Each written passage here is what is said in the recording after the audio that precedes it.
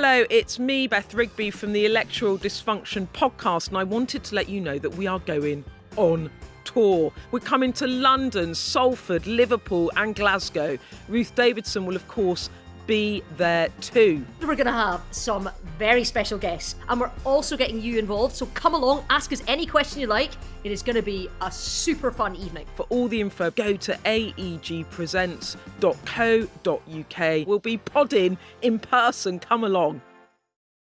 Niall Paterson here in the podcast studio, and we seem to have struck something of a chord with you daily listeners yesterday when we were discussing university funding. Kevin, in fact, summed up quite a few of the messages we received. Why shouldn't universities face the harsh economic realities that other sectors do? Poor teaching standards and value for money concerns. If that leads to students not going to uni, then they should not be immune to job losses. Someone else saying similar, they've become too focused on making money and not the core job. Well, that university's discussion is on the feed if you want to go back. I'm Sky News Neil on X. If you want to email us, skynewsdaily@sky.uk. And do give us a follow and a review as well. Today, though, Taylor Swift is back in the UK, and try though I might, and I certainly did try, we couldn't ignore it. Literally freaking out. I just got your tickets for tomorrow in Wembley. Here's what I got from the Era's megastore at Wembley yesterday. This is the 2 o'clock queue update. It now goes all the way down to where the steps onto Wembley Way are. It wasn't even a good time. It's not the words for it. It's not right. It was amazing. Does a visit from Tay really shift the economic dial? Well, let's start with our latest Wembley gig. Was it worth the 5 stars it got in the Telegraph this morning? Let's find out and hand over to newly designated Swifty, also Sky News political editor, Beth Rigby. So I'll be honest, before my outing to Taylor Swift, I wasn't really sure what all the fuss was about, but the concert changed my mind. It's folksy, it's whimsical, it isn't overstaged. She's like the girl next door. She could be your friend. It's very wholesome. And then she's built this amazing community around her tours and herself with the friendship bracelets. And it's almost like everyone in the stadium kind of knows the moves, knows what to do. It was a very, very impressive show. And I'm a Swiftie for sure. And whenever Beth is not attending Taylor Swift's concerts, she is, of course, doing the day job over on the Electoral Dysfunction podcast as well. You can find that wherever you found this one. But let's speak to someone else who was at Wembley for the gig last night. Sky's entertainment reporter, Gemma Peplow. Gemma, good to see you. Have you recovered from the experience yet? Just about. It was an incredible night, a long night, because as people might be aware, she plays for about 3.5 hours, which gives... It's mad, really, the energy that must be involved into doing something like that. Like, you know, Bruce Springsteen famously does those kind of really, really long gigs, and Taylor is giving him a run for his money for sure. So tell me about just the atmosphere at these gigs. Just describe to me what it is like to be in the arena for a Taylor Swift show. I don't think I have ever heard anything like it, to be honest. And you're no gig virgin or anything like that. You've been to plenty. So I'm trying to think of kind of some of the like maybe louder acts you might think of through the years: Oasis, Metallica, Prodigy, Foo Fighters. You know, obviously those. Taylor Swift is louder than the Prodigy. Taylor Swift isn't louder than the Prodigy, but it's the noise of the crowd. Mm-hmm. It was deafening. If any gig that I've been to was going to give me tinnitus, it was this one. It was honestly unbelievable. Tens of thousands of fans singing along every single word to even kind of some of the, they probably wouldn't call them lesser known hits, but you know, the hits that haven't been hits in the charts maybe, but they know all the words, and screaming as well. You know, there were a few moments in the gig where she kind of stopped on stage and it was just noise from the crowd. And yeah, I've never heard anything like it. Can we generalise about the crowd at a Taylor Swift concert? I'm, as you are probably no doubt aware, I am no Swiftie. I have not been to a Taylor Swift concert. I've been forced into listening to some of her music in recent times, but my assumption has always been that these audiences are predominantly made up of, you know, young teenage girls. Yeah, I mean, there are a lot of young teenage girls. even younger girls as well with their parents. But there's teenage boys as well. Lots of members of the LGBTQ plus community. Yes, you're right, predominantly kind of younger women, but definitely a mix. And I saw older guys there, maybe with the kids. You know, I saw one man with a T-shirt with her anti-hero lyric, "It's me, hi, I'm the husband, it's me." And, you know, there was a dad dancing along next to us with his little girls, and just really, really lovely to see. There is certainly a corner of dad Twitter that I have noticed over the past 24 hours that has been talking about these guys who've taken their daughters along to the gig. And the thing that has struck me is that they seem to have enjoyed it as much as anyone else. It feels like it's quite a friendly atmosphere at these gigs. And certainly that appears to be something that Swift leans into with the fan base. There's a personal connection. Explain the friendship bracelet thing to me. Yeah, friendly is the word. It's, you see all these thousands of people walking up to Wembley, which would be the same for kind of any kind of major gig there, but it's the sense of community beforehand. Everyone's chatting to each other. They're all kind of stopping to look at each other's costumes and share their stories about Taylor and why they love her. And the friendship bracelets are just kind of swapped between the fans, just with kind of lyrics and all kind of tributes to Taylor. And what they're giving them to people that they've never met before, yeah, just because you're at the same swap gig. Them, and that's the kind of part of the kind of Swifty community. It's she's really kind of cultivated this sense of community, sense of friendship. They all look out for each other, supporting each other, and yeah, it's really lovely to see. Do you know what? Different to any concert that I've ever been to in the past. But I suppose as well, though, given the threat of violence that there was at those concerts in Vienna recently, there was heightened security at this gig.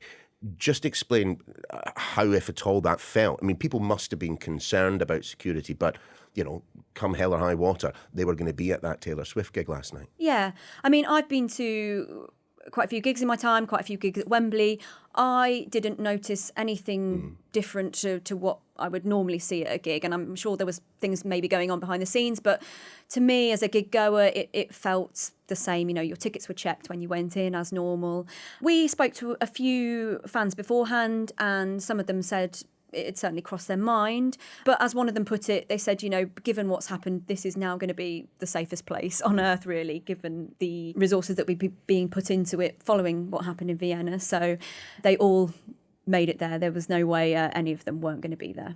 Do we know how many people are going to be in attendance at these tours? Because someone mentioned this to me earlier, and I couldn't quite believe it. I mean, she didn't sell out the last tour that she did. Now, 5 nights, Wembley of all places, plus those other concerts around the United Kingdom, not a ticket to be had. So how many people will be passing through Wembley over the next few nights? Yeah, 5 nights, and she's already done some nights at Wembley as well. Course, so yes, this is a return to Wembley. So she said on stage last night, 92,000 people. So that's 460,000. I'll take your maths afterwards, yeah. Over the next kind of 5 nights that she's there, finishing on Tuesday. And that's just at these Wembley gigs. I mean, she's been to Edinburgh, Dublin, Liverpool here already, and then all across Europe and everywhere else around the world. I mean, it's a phenomenal amount of people. I mean, there seems to me that there perhaps is an aspirational element to the public face that Taylor Swift gives to her quite young audience. Yeah, aspirational, but also it's the fact that she's also girl next door as well. You know, she looks like she could be your friend. It sounds like quite a silly thing, but on stage last night, her hair is, you know, gorgeous hair. This is going to be one fun one for me. I'm Sitting here balding and with grey hair. Go on. Her hair is beautiful, but, you know, so many big performers will have the kind of huge hair extensions and all of that. I see what you mean, yeah. And her hair, like, as the night went on, you could gradually see it getting a little bit more humid, shall I say? A bit like mine, maybe. But no, frizzier like mine. No comment. But you could see it, you know, you could see that. And it just... Relatability then. Yeah, relatability. That's the exact word that I'm looking for. Even though when you think about it, that is quite strange, really, because she's this billionaire that lives in a completely different world. But there is that relatability and kind of normalness to her. That billionaire status, and we have to say that her earnings, she's never been short of a bob or two, but her earnings have really accelerated over the past couple of years. And with this tour, the amount of money she will earn, it's ridiculous, and we'll focus a lot more on that later, but it does cost a hell of a lot to go to a Taylor Swift concert these days, doesn't it? Yeah, I mean, the tickets aren't cheap, but then it must cost, a huge amount of money to put on a show of that size at these stadiums. But there's not just the cost of the tickets, all of these fans, you can see them as they walk in their costumes. Some have bought their costumes, some have made them, so much money must have been spent on those as well. And then there's all the merchandise too. So it's probably not cheap being a Swiftie. But how has she managed to persuade people to put up with that and to spend that amount of money? And they do it willingly and they do it with a smile on their face. So how has she done that? People love her. Right. Taylor is what they will choose to spend their money on. And I mean, you can see at these gigs, there is anyone who was kind of lucky enough to get a ticket, because there were many who didn't, many Swifties who weren't able to go. That is what they want to spend their money on, and they wouldn't be anywhere else. Do the fan base feel like they know her then? I mean, again, as I say, I am not a fan, but there does appear to be this kind of girl next door accessibility to the performer, Taylor Swift, at the very least. Yeah, I think that's exactly it. You feel like you know her because she writes such personal lyrics. She writes songs that people can relate to, young teenagers can relate to, all of these trials and tribulations that you go through growing up, broken hearts and all of that. It's like she's talking to you, and she's writing about these things that these young girls, young boys as well, are experiencing themselves and kind of putting it into words, putting it into song. And like you say, they feel like they know her. You know what I've got to ask you now? What's your favourite? My favourite song? Yeah. I love Blank Space from 1989, and that's her biggest album. And I think that Last Night as well got one of probably the biggest reactions from the crowd, and just the sing-along was just incredible. It just really felt like you were such a massive part of something as you were singing along. I presume then you don't see the wheels coming off the Taylor Swift tour bus anytime soon, do you? No, I don't think so. I mean, the European leg finishes at Wembley on Tuesday, and then she has quite a big break, probably needs the rest. Yeah, I can imagine. Before it returns for the final shows, which are in Canada in November and December.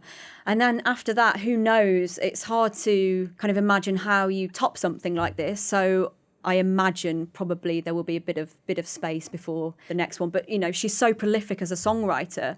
She wrote her latest album, The Tortured Poets Department, while she was touring. So who knows? And you've got to imagine she's doing the same right now as well. So we'll see you again next year. Gemma, for now, thanks very much indeed. Thank you. Stay right where you are. After the break, we're going to continue talking about the economic effect of Taylor, otherwise known as Swiftonomics.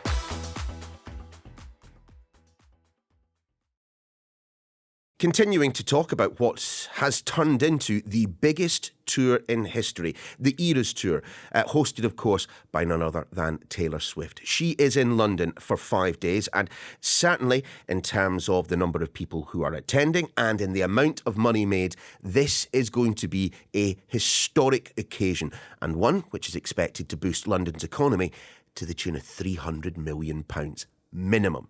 So let's delve a little bit more into the data. Dr. Maria Psyllou is Assistant Professor in Economics at the University of Birmingham and a bit of a Taylor Swift fan, I'm told, as well. Maria, good to see you. Look, can we just start with this whole concept of Swiftonomics? Look, I have seen people looking at that 0.6% growth in GDP and attributing it, well, not entirely to Taylor Swift, but to Taylor Swift and the Euros. Come on, tell me that's not true. There are a lot of data that clarify this significant effect. And we know that because she came twice in the UK, now she's going on the second tour.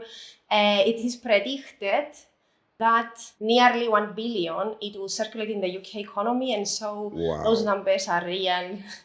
Well, you're going to have to break that down for us. £1 billion coming into the economy. Now, I'm presuming that's not just Taylor Swift's bar bill. So we have the direct and indirect impact. So since the fans, the first and very obvious spending is the ticket sales. On top of that, we have the merchandise sales. For example, t-shirts, posters, every fan wants to have something from her. And also the indirect spending where maybe they are not in London, I'm just talking about the UK, but as an example, they visit the city where the tour is. We have accommodation, the hotels, the transportation, and the dining and retail stores and so on. So there's so much spending that happens because of Taylor Swift's tours. Do we know roughly how much every person attending these gigs will be spending cumulatively? Yeah, on average in the UK, it's estimated that every person will spend around £848 each. So including the tickets, the hotel, transportation, and retail and merchandise. Maybe some they spend much more, of course. I mean, how does Taylor Swift then compare to other artists? Because presumably she is not the first to have monetised what looks to me like practically every aspect of this tour. And of course, by having 5 gigs in one place, she saves herself money by not having to move around the country. I mean, Taylor Swift, as a businesswoman, just rate her for me. Yeah, for me, she's a real phenomenon. She's an example of a businesswoman, and also is a great example because we try to encourage and see more women doing great in their careers, and for me, it's a great example. It's the first tour that will gross £1 billion only on ticket sales. So it is a real phenomenon. She set the benchmark very high, comparing to other average artists where if they do tours, maybe they might produce around maybe some hundreds of millions, but not to the point of the billions. We saw artists like Madonna or maybe Elton John that he creates a lot of revenue in the past, but not to the extent of so many tours, so many countries, all of these business strategic decisions she makes, which is significant and highlighted also how clever she is as a businesswoman to handle all of this in a very good way. But just in terms of the indirect effects that you were talking about when it comes to Swiftonomics, look, if we're talking about, $1 billion in ticket sales, hundreds of millions when it comes to merchandising, look, the GDP of the United Kingdom in 2023 was £2.274 trillion. I mean, Taylor Swift maybe won't be having an impact, but it is a drop in the ocean, isn't it, compared to the overall size of the economy? I will say that if Taylor Swift visits a small economy, she will have a much greater impact than if she visits a big economy. But if we think about the other impact that she will have, not only the direct and indirect spending that I mentioned, but for example, she visits a city in UK or in any other big economy. She visited Edinburgh and Liverpool in the past. Now she's in London. She creates a reputation for this city. There are many tourists that are coming just because to watch her show. And therefore, we have an increase on the number of tourists, the visibility of the cities, the potential of investments in the future for tourist activities and infrastructure. So there are so many other aspects around this. And I believe that it's not a drop in the ocean. And of course, there are other impacts and factors that contribute to the UK economy and in other big economies. But Taylor Swift definitely had already and will have a huge impact on GDP growth. And it shows a very good example on how a very high-profile artist with good strategic decisions can impact and benefit the economy of any country, globally, not only nationally. I'm just going to start to be slightly more sceptical at this point, so apologies to the Swifties that are listening. I get that it's a good thing for the country. I'm just not sure that it's a good thing per se. I mean, the average spend on a UK night out is the best part of £70, £80. The average per person spend to go to a Taylor Swift concert is the best part of £1,000. Now, I'm just gently suggesting that spending £1,000 on a night out is not a good thing. It depends how you see it, and also think about back in COVID, people, they were close at home, they missed out on entertainment, and now they have the huge opportunity to go to an artist which very high profile, excellent concerts. We can see that because people, they restricted their spending, now they are willing to spend more. I'm sure some of them, they had to make efforts to save the money to go, but you're a fan, it's once in a lifetime, you go to the show, the concerts, and you want it, why not? So I probably need to ask, Maria, when you do finally see her live, what's the song that you most want to hear? What's your favourite song? I'll let you into a secret. Mine is Paper Rings. Yeah, mine is Look What You Made Me Do. Of course, I have many other songs that I like, and I'm excited to hear in person. Well, look, Maria, we hope you get to see her very, very soon indeed. Dr. Maria Psyllou, thank you so much for your time. Thank you so much. And that is your lot for this edition of The Daily. If you're off to see Taylor Swift this weekend, have fun. Do remember you can get in touch with the Daily team. If you want to email, that's Sky News Daily, all one word, at sky.uk. Or you can message me directly on X. I'm at Sky News Neil. We'll see you next week.